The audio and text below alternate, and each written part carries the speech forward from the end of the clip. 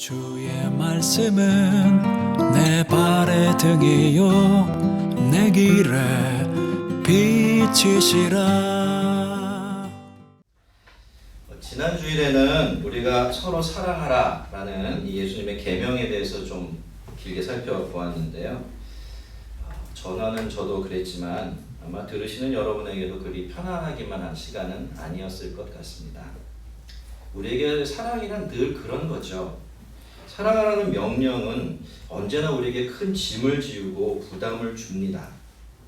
그 명령 앞에서 마음이 편안해할 만큼 충분히 다른 사람들을 사랑하는 사람도 없고 또 사랑하는 것을 쉽게 여기는 사람도 없죠. 그래서 오늘은 왜 사랑하는 것이 우리에게 그렇게 어렵게만 느껴지는가, 그 이유를 좀 간단하게 짚어보고서 어떻게 하면 조금이라도 수월하게 우리가 이 문제 풀어내며 살아갈 수 있을지 그걸 좀 함께 공리를 해보려고 합니다. 먼저 우리가 사랑이라는 것 자체를 좀 이렇게 생각을 해보면요, 사실 이 세상에 사랑보다 좋은 것이 없고 사랑보다 가치 있는 것이 없고 사랑보다 우리를 행복하게 할 수 있는 게 없습니다. 그래서 사랑이라는 말을 들으면서 화를 내는 사람도 없고요, 사랑받기를 소원하지 않는 사람이 없고 사랑을 받는다라는 것을 알면 모두들 행복해하고 즐거워하죠. 거의 모든 영화나 소설 그리고 옛날 이야기들이 어떤 모습으로든 사랑을 이야기하고 있을 정도로 사랑은 인생의 영원한 주제인 것 같습니다.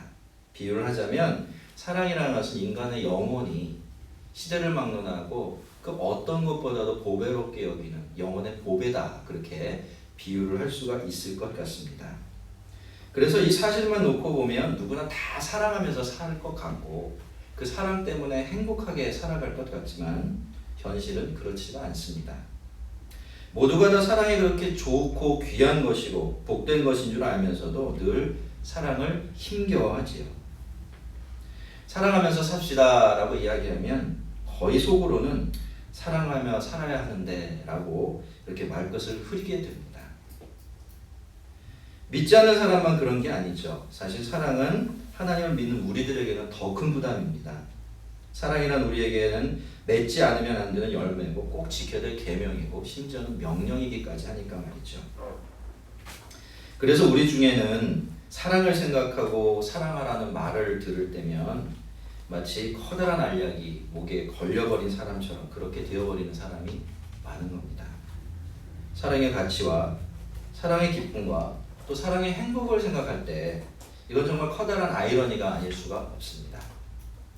너무나 당연한 이유가 되겠지만요, 우리가 사랑하는 일을 힘들어하고 부담스러워하는 것은 무엇보다도 사랑하는 일 자체가 우리의 본성과 부딪히기 때문입니다. 사랑은요, 본질적으로 내 생명을 내어주고서 다른 사람을 살리는 원리예요. 그렇다고 해서 사랑하는 사람이 죽게 되는 것은 아니지만 아무튼 사랑을 하려면 크든 적든 자기를 내려놓아야만 합니다. 그렇지 않으면 애초에 사랑이라는 것 자체가 불가능하지요. 때로 우리의 사랑이 다른 사람의 불행이 되고 상처나 아픔이 되는 것은 우리가 우리 자신을 내려놓지 않은 상태에서 남을 사랑해 보려고 정말 되지도 않는 억지를 부리고 있기 때문입니다.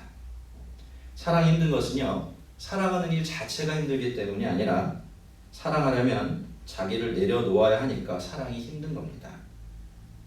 우리에게는 누구나 자기가 살고 남이 아니라 자기가 살고 또 자기를 세상의 중심에 놓기를 원하는 이 천성과도 같은 원죄가 자리 잡고 있기 때문이죠. 그래서 우리는 사랑보다 좋은 것, 또 사랑보다 행복한 것, 사랑보다 가치 있는 것이 세상에 없다는 것을 잘 알면서도 사랑하는 것 그렇게 힘들어하게 되어 있는 겁니다. 자, 그런데 우리가 이 장애물을 어찌어찌 이기심이라는 장애물을 어찌어찌 극복해낸다고 하더라도요, 또다시 사랑하려는 우리의 결심을 약하게 만드는 장애물이 등장하게 되는데 그것은 바로 이 사랑이라는 것을 다른 사람에 대한 좋은 감정하고 동일한 것으로 여기는 우리의 고정관념입니다. 많은 사람들이요, 아예 사랑을 감정이라고 생각을 하거나 아니면 사랑에는 반드시 상대방을 사랑스러워하는 감정이 동반되어야만 한다라는 생각을 하고 있습니다. 그렇지 않으면 사랑이 아니다라고 다들 믿고 있어요. 하지만 여러분, 사랑이 정말로 그런 것이라면요, 우리는 사랑스러운 사람들밖에는 사랑할 수 없을 겁니다. 또 마음에서 사랑하는 감정이 생길 때까지는 그 어떤 사람도 사랑할 수가 없겠지요. 그러니 사랑하는라는 말을 들으면 전혀 사랑스럽지 않은 사람들만 머리에 떠오르고, 그래서 우리는 그 아름답고 행복한 말 앞에서 그렇게 예민해지고 뚱해지기도 하는 겁니다. 사랑스러운 감정은 억지로 만들어낼 수가 없죠. 그래서 우리 입장에서 보면 적어도 지금 당장은 불가능한 일을 하라고 나에게 요구받는 듯한 느낌을 자꾸 받게 되는 겁니다. 그런데 여러분, 우리는요, 예수님께서 우리에게 사랑하라라고 명령하셨다는 점을 좀 주의 깊게 생각해 볼 필요가 있습니다. 여러분, 명령이 뭡니까? 명령은 반드시 그렇게 해야만 하는 말이에요. 그렇죠? 그런 점에서 사랑이라는 것이 우리에게 큰 부담이 되는 건데요. 하지만 예수님께서 우리에게 사랑을 명령하셨다라는 것은요, 이 사랑이 단순히 사랑스러운 감정이 아니며 그런 감정이 전혀 없어도 충분히 할 수 있는 행동이라는 뜻입니다. 자, 예를 들어서 총알이 빗발치는 전장에서 소대장이 돌격 앞으로를 외치면 그 명령을 들은 소대원들은 어떻게 합니까? 그대로 복종합니다. 여러분, 좋아서 그렇습니까?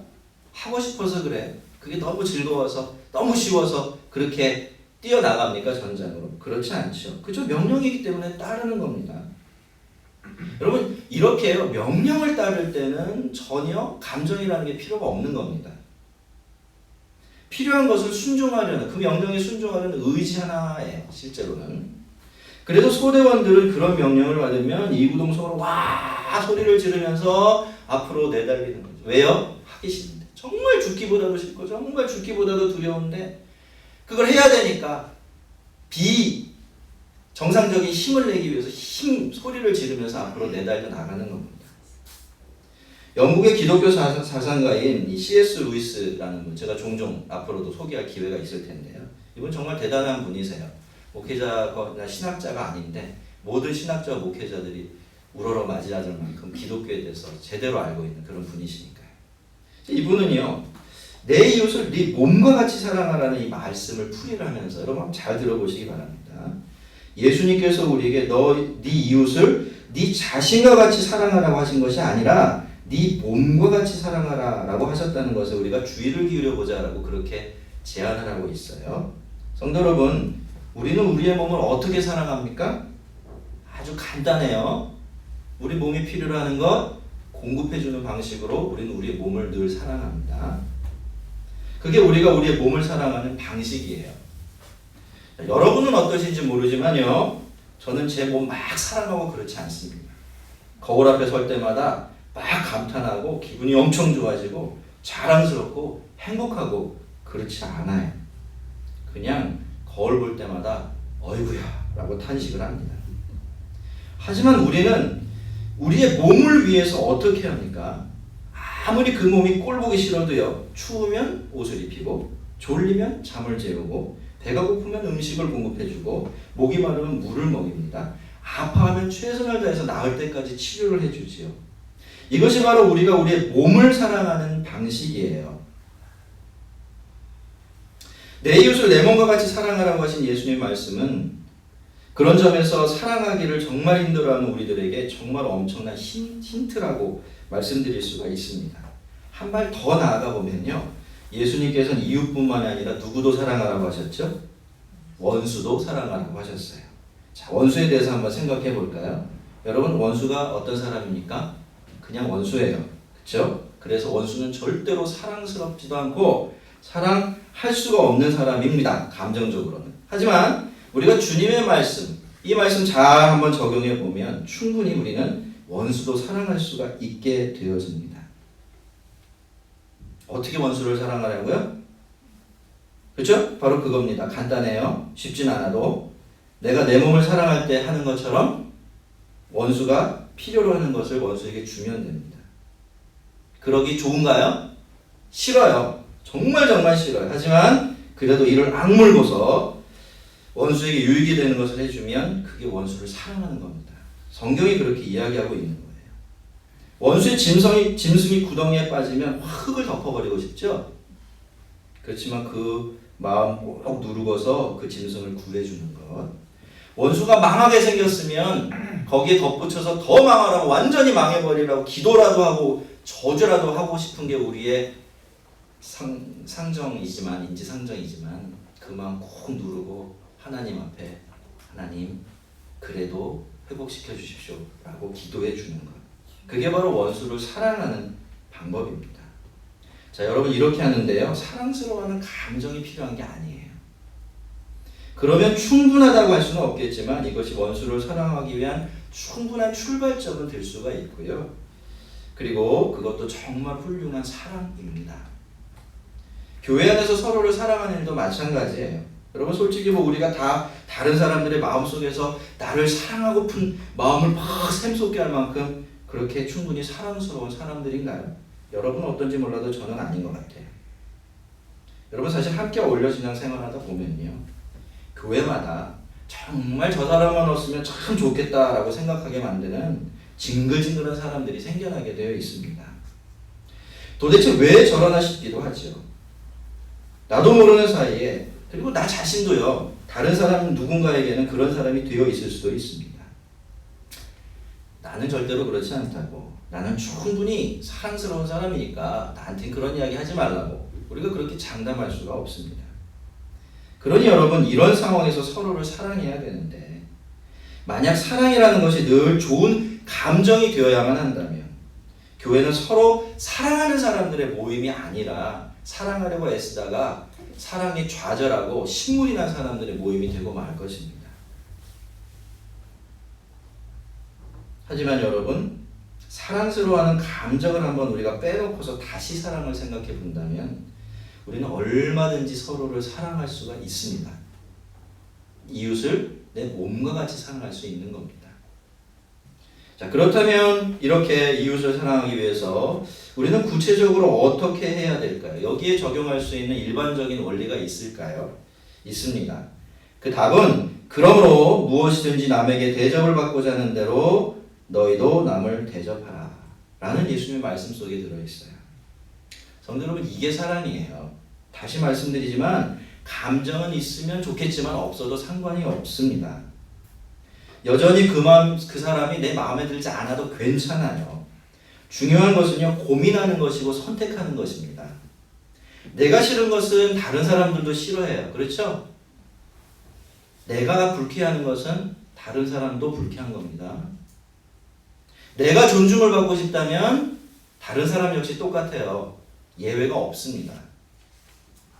이것을 받아들이고 그렇다면 내가 어떻게 해야 될까 하는 것을 고민하고 그 답대로 따라서 살아가는 것, 그것이 바로 사랑입니다.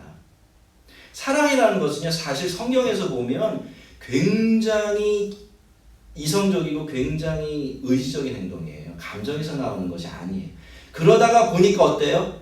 하나님의 은혜가 임하고 사랑하게 되어지는 거죠. 마음으로까지. 처음부터 막 사랑이 넘쳐서 모든 사람을 사랑하게 되는 것을 기다리다가는 우리 아무도 사랑할 수가 없겠습니다. 자, 교회 안에서는요, 아무래도 이 말이라는 것 때문에 사랑이 깨지고 관계가 뒤틀리는 경우가 제일 많기 때문에 오늘은 이 원리를 우리의 말에 좀 한정해서 적용을 하도록 하겠습니다. 우리는 말을 하기 전에 먼저 좀 생각하고 고민을 해야 돼요. 만약 내가 지금 하려는 그 말을 듣는 사람의 입장에 있다면 나는 그 말을 어떤 말투로 어떠한 단어들을 선택해서 어떤 태도로 해주었을 때 내가 그 말을 편안하고 고마우면서 받아들일 수 있을까? 이걸 한번 생각해야 되고요. 그런 다음에 말하기를 시작하는 습관을 들이기 위해서 애써야 합니다. 여러분, 말 느리게 한다고 욕하는 사람은 없어요. 그죠? 그리고 그 고민하는데 몇 초가 걸리는 게 아니에요. 우리는 이미 오랫동안 살아왔기 때문에 머릿속에 그 판단이 순식간에 이루어질 수 있습니다. 천천히 이야기하고, 그죠? 그 대신 한 번 더 고민하고 하는 이 노력, 우리가 꼭 해야 됩니다. 나의 말이 감정이나 본능에서 흘러나오도록 그냥 내버려두지 마시고 말이죠. 그러니 자꾸 거친 말이 나오고 언성이 높아지고 남을 비난하게 되는 겁니다. 자, 물론 우리의 언어라는 것이요, 우리 내면에서 나오는 것이기 때문에 말이 근본적으로 달라지려면 인격이 달라져야 되고 마음에 상처가 있다면 그 상처까지 어느 정도는 치료해야만 말이 달라질 수가 있습니다. 하지만 여러분 좋은 말 그리고 적절한 말을 골라보려는 우리의 고민과 배려만으로도 우리의 언어가 서로를 사랑하는 것을 방해하는 일은 얼마든지 막아낼 수가 있습니다. 문제가 되는 것은 대부분 말의 내용이 아니라 말투나 단어들 때문이 아닙니까? 여러분 저는 그렇더라고요. 저의 잘못을 지적해주는 말도 부드럽고 조심스럽게 해주면 상처가 되거나 불쾌해지지 않고 오히려 기쁘고 고맙더라고요. 말하기 전에 내가 듣는 사람이 되어서 나의 말을 먼저 들어보는 것, 그렇게 자신의 말을 잘 살피고 잘 선택하는 것, 여러분 이것은 정말 최소한의 사랑이고요. 그래서 우리가 충분히 해낼 수 있는 사랑입니다. 성경은 말로만 사랑해서는 안 된다라고 가르치고 있지요. 하지만 여러분 한번 생각해 봅시다. 우리가 말로 또 사랑하지 못하는데 어떻게 행함과 진실함으로 다른 사람을 사랑할 수가 있겠습니까? 우리가 말로써 서로를 사랑하기 시작할 때, 그러기 위해서 애쓸 때 우리는 훨씬 더 수월하게 서로를 사랑할 수 있을 것입니다. 제가 오늘은 이 말씀 자체가 형제들, 그러니까 교회 안의 이야기이기 때문에 제가 설교를 할 때는 교회 안을 중심으로 설교를 하겠지만은 여러분은 여러분의 가정이나 주변에 있는 모든 사람들의 인간관계를 한번 아우르면서 생각을 해보시면 좋겠어요. 자, 지금까지는 사랑스럽지 않은 사람도 사랑할 수 있다는 것, 그쵸? 감정을 한번 재매놓고 생각해 보시면 사랑할 수가 있어요. 그리고 그 사랑의 방법을 조금 이렇게 살펴보았는데요. 남에게 내가 원하는 대로 나도 남에게 해주는 것. 지금부터는 그런 사람들을 향한 우리의 좋지 않은 감정 자체를 근본적으로 좀 달라지게 할 수 있는 방법을 살펴보도록 하겠습니다. 아무래도 의지만으로는 미워하고 싫어하는 감정을 해결할 수가 없고, 그러면 그런 감정이 시한폭탄처럼 속에 남아있다가 언젠가는 어렵게 시작한 우리의 사랑을 또 망가뜨려 버릴 수가 있기 때문이죠. 지금부터 제가 여러분에게 말씀을 드리는 것은 요 근래 제가 경험하고 있는 일들이에요. 그리고 저는 오늘 설교의 이 부분을 타이핑을 하면서 하나님께서 우리 성도들에게도 똑같은 깨달음 주시고 똑같은 은혜 주셔서 적어도 이 말씀을 함께 나누기 전보다는 앞으로 서로를 사랑하는 일이 조금이라도 더 수월해지게 해달라고 정말 간절히 기도하면서 그렇게 준비를 했습니다. 혹시 여러분 중에서 사람 사랑하는 일이 어려우시거나 자꾸 다른 사람을 이렇게 부딪히는 일이 잦은 분들이 있다면 잘 들어보시고 꼭 여러분의 생각에 그리고 여러분의 삶에 좀 이렇게 잘 적용해 보시기 바랍니다. 그러면 이 원리가 저한테 그렇게 많은 도움을 주었던 것처럼 여러분에게도 좀 적지 않은 도움이 될 줄로 생각이 됩니다. 제가 요 근래 너무 좋아서요 3번을 연거푸 내리 읽은 책 한 권이 있어요. 그 책은 박대영 목사님께서 쓰신 이 묵상의 여정이라는 책인데요. 이 책은 제목처럼 묵상에 대한 책이긴 하지만요, 그저 성경을 묵상하는 방법에 대한 책이 아니고요, 우리가 하나님의 피조물이고 또 하나님의 형상이고 또 하나님의 자녀로서 어떻게 하면 이 세상에 성경을 비롯한 이 세상의 모든 것들을 제대로 묵상하면서 살아갈 수 있고 그것은 왜 우리의 삶에 필요한지 그 방법 이런 것들을 풀어내는 책이에요. 스스로 그렇게 30년을 살았던 분의 이야기니까 이 책의 내용이 묵직한 울림이 있었습니다. 제가 이 책을 3번이나 읽은 것은요, 이런 전체적인 내용도 참 좋았지만요, 책의 중간에서 만난 광야라는 하나의 단어 때문이었습니다. 하나님께서는 죽겠다고 부르짖는 이스라엘의 탄식을 들으시고 이들을 바로의 소나기에서 건져내셨죠. 그런데 여러분, 하나님은 이상하게도 이스라엘 백성들을 곧바로 가나안 땅으로 데리고 가진 않으셨습니다. 그들을 어디로 데려가셨죠? 광야라는 곳으로 모셨습니다. 처음에는 넉넉 잡아 2주면 갈 길을요, 그리고 훨씬 더 좋은 길을 내버려 두고 60일 동안 광야를 걷게 하셨고요. 그 다음에는 40년을 광야에서 지내게 하셨습니다. 우리에게 광야는 거의 항상 고난을 의미하죠. 그래서 힘든 일을 당할 때 우리는 지금 내가 광야를 통과하고 있다, 그렇게 말합니다. 하지만 성도 여러분, 진짜로 광야는요, 우리가 생각하는 그런 곳이었을까요? 그곳은 이스라엘에게 고통과 고난만 주는 그런 곳이었겠습니까? 그 광야에서 사는 것이 가나안 땅에 들어가 사는 것보다 훨씬 더 힘들었을까요? 그렇지가 않습니다. 우리가 쓰고 있던 색안경을 좀 벗어놓고서 성경을 가만히 들여다보면요, 이스라엘 백성들이 광야를 여행하는 때만큼 그들이 안전하고 풍족한 삶을 살았던 적이 없습니다. 늘 구름 기둥과 불 기둥이 번갈아 가면서 인도해줘요. 뭘 뜻합니까? 낮에는 시원하고 광야에서, 밤에는 따숩고. 아침에 일어나면 하루치 양식이 덜판에 쫙 널려 있어요. 어떻게 하면 되죠? 그저 주워 먹으면 됩니다. 또 때가 되면 하늘에서 메추라기 때가 내려와서 진수성찬이 되어주죠. 옷도 떨어진 적이 없고요. 신발도 해진 적이 없습니다. 아무도 이스라엘을 건드릴 수 없도록 하나님께서 단단히 지켜주셨습니다. 그러기를 60일이고 그러기를 40년이에요.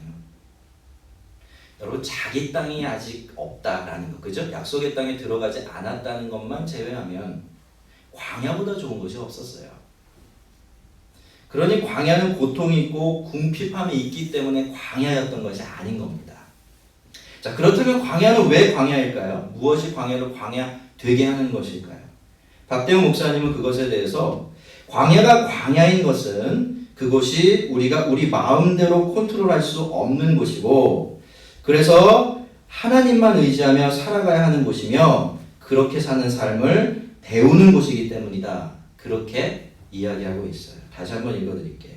광야가 광야인 것은 그것이 우리가 우리 마음대로 컨트롤할 수 없는 곳이고 그래서 하나님만 의지하며 살아가야 하는 곳이며 그렇게 사는 법을 배우는 곳이기 때문에 광야다. 그렇게 이야기했습니다. 여러분, 광야는 아무것도 없는 곳이에요. 길도 없죠? 들도 없습니다. 그래서 양식도 없고 물도 없어요. 그래서 살려면 누구만? 하나님만 바라봐야 돼요. 그래서 하나님은 2달을 그리고 40년 동안을 졸졸졸 하나님만 뒤따라오게 하셨고, 그렇게 하나님을 뒤따르고 순종하는 한 하나님은 계속해서 하늘을 열어 먹을 것과 입을 것을 공급해 주셨던 것입니다. 앞으로 사는 것이 아무리 달라지고 형편이 아무리 변한다고 해도 너희들은 계속해서 그렇게 살아가라, 그렇게 살아가야 한다 라는 것을 가르쳐 주시기 위해서 그렇게 오랜 세월을 똑같은 일을 반복시키신 것입니다. 그래서 사실 출애굽해서 가나안으로 들어간 1세대는 그렇게 사는 일에 성공합니다. 그렇죠? 2세대부터 망가지기 시작했지, 그 다음 세대부터 그 일을 못하게 됐지, 그 첫 세대는 그것에 성공하게 돼요.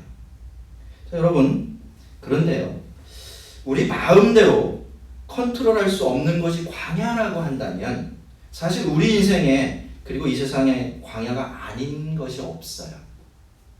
생각해 봅시다. 어디 이 세상에 내 마음대로 할 수 있는 것이 하나라도 있던가요? 그렇지 않습니다. 온 세상이 자기 마음대로 할 수 있을 것처럼 설쳐대며 사는 것이 인간이지만 사실 우리는 내 마음도 내 생각도 내 몸도 심지어는 들숨과 날숨 하나도 우리 마음대로 할 수 있는 것이 없어요. 그렇게 보면 저기 저 바깥에 있는 길었고 샘없는 땅 같은 세상뿐이 아니라 나라는 존재 자체가 광야이고 당신이 광야이고 우리 모두가 다 광야인 거죠. 하나님이 없으면 길도 없고 답도 없는, 도대체 아무것도 얻을 수 없는, 해결할 수 없는 그런 것이 이 세상의 본질이고 바로 우리 존재와 삶의 조건이 되는 것입니다. 제가 이렇게 박대영 목사님의 묵상을 쭉 따라가다가 제가 무릎을 쳤어요. 그러는 동안 내가 왜 그동안 그렇게 사람을 사랑하기 힘들어했는지 그 근본적인 이유를 좀 깨닫게 되었기 때문이에요. 여러분, 내가 광야라면 다른 사람들도 다 광야죠. 내 안에 내가 어쩔 수 없는 광야가 있다면 다른 사람들 속에도 그런 광야가 있습니다. 그리고 우리는 결코 이 광야를 모두 없애버릴 수가 없는 거예요. 나도 그렇고 당신도 그렇습니다. 나는 내가 나에 대해서 나는 도대체 왜 이럴까? 왜 이것밖에 안 될까라고 끙끙대고 있을 때 다른 사람은 자기 자신을 놓고서 똑같은 생각을 하고 있어요. 내가 저 사람은 도대체 왜 저렇게 말하고 저렇게 행동하지? 라고 생각할 때 그 사람은 나를 향해서 똑같은 의문을 품고 있는 거죠. 왜요? 모두가 다 광야이고 이 안에 광야를 품고서 살아가는 인생들이기 때문입니다. 그 광야가 자기 마음대로 안 되니까 그렇게 말하고 그렇게 행동하며 살아가고 있는 거죠. 너 나 할 것 없이 말입니다. 물론 저는 이것이 옳고 선하다고 말씀드리는 게 아니에요. 이것이 단순히 사실이고 우리의 현실이니까 이것이 우리가 자기를 생각하고 다른 사람을 생각하는 출발점이 되게 하자라고 그렇게 말씀드리고 있는 겁니다. 여러분, 우리는 모두 다 광야예요. 우리는 그렇게 내 안에 내 마음대로 할 수 없는 인격과 사고방식 그리고 행동의 거친 땅들을 잔뜩 품고서 늘 다른 광야들을 만나며 살아가고 있지요. 그것이 바로 세상이고 그것이 바로 교회이고 그것이 바로 우리의 삶 전체입니다. 그런데도 여러분, 광야에 우리가 또 다른 광야를 만날 때 우리는 어떻게 하고 있습니까? 나도 광야라는 사실을 까맣게 잊어버려요. 내 안에 있는 더 거칠고 큰 광야는 그냥 내버려 둔 채로 다른 사람들 속에 있는 광야를 내 마음대로 내 입맛에 맞게 바꿔내려고 합니다. 남의 광야를요, 내가 컨트롤하려고 하는 거예요. 그 사람도 어쩔 수가 없어서 끙끙대고 있고 쩔쩔매고 있는 그 광야를 말이죠. 서로가 서로를 향해서 그렇게만 하려고 합니다. 그러면서 그 광야가 나를 위해 젖과 꿀이 흐르는 땅이 되어야 한다라고 기대하고 생각하죠. 여러분, 하지만 그것은 우리 인간에게는 애당초 불가능할 만큼 어려운 일입니다. 우리는요, 심지어 씻고 밥 먹고 씻니 하는 문제로 지극히 사랑하는 부부끼리도 전쟁을 벌이는 고상한 인격을 가진 사람들이니까요. 그러니 서로 간에 벽이 생기는 거죠. 감정의 골이 깊어지고 사랑하기가 점점 더 힘들어지는 겁니다. 어렵사리 그럼에도 불구하고 사랑해야지라고 결단을 내리고 결심을 했다가도 그 마음마저 빼앗겨버리고 마는 것입니다. 제가요, 여러분, 다른 사람이 다 광야이고 그 안에 광야를 안고서 살아가고 있다는 것을 깨닫게 된 다음, 받아들인 다음 제게 크게 달라진 것이 하나 있습니다. 그것은 예전에 그저 원망스러웠던 사람들이, 미웠던 사람들이 조금씩 불쌍해지기 시작했다는 겁니다. 진심으로. 내가 나 자신을 힘겨워하는 것이, 내가 그렇게 말하고 그렇게 행동하는 것이, 똑같은 짓을 또 반복하고 후회하며 살아가는 것이 내 안에 있는 광야 때문이었다라는 것을 알게 되니까 그 사람들도 그럴 것이다 라는 생각을 하게 된 거예요.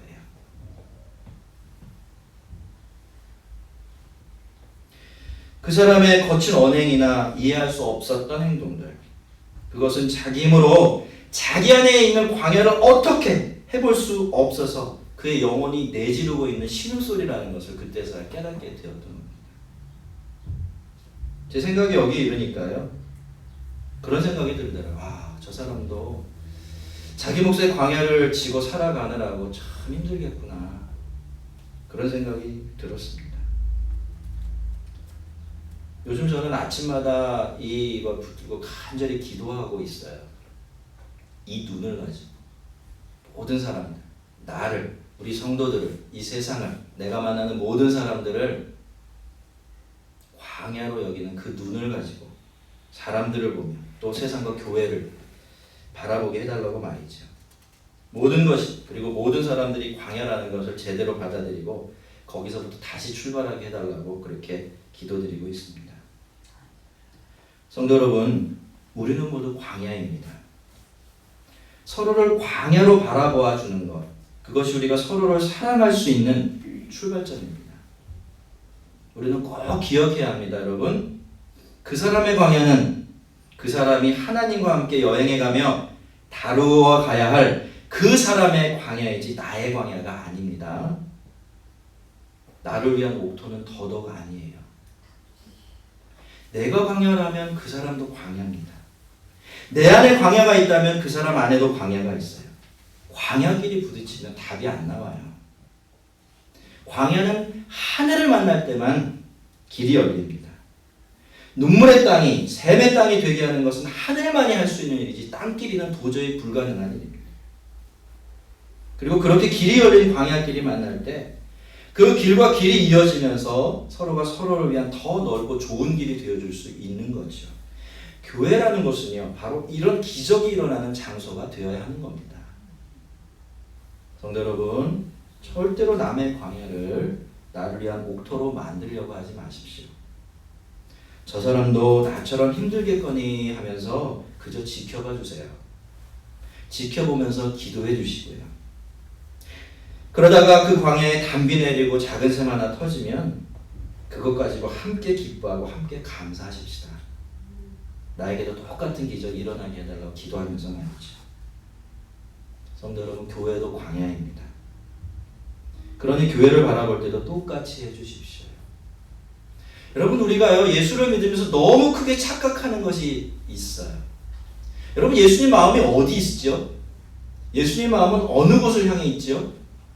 부족하고 내세울 것 없고 형편없는 곳을 향해 있습니다. 그럼 우리의 마음은 어디를 향해야 할까요? 어떤 것을 더 귀한 줄 알아야 될까요? 크고 화려한 것, 다 갖춰진 것, 모든 것이 있어서 아무런 문제 없는 것, 마음대로 자랑할 수 있는 것, 그런 것을 향해서 우리 마음이 흘러가야 할까요?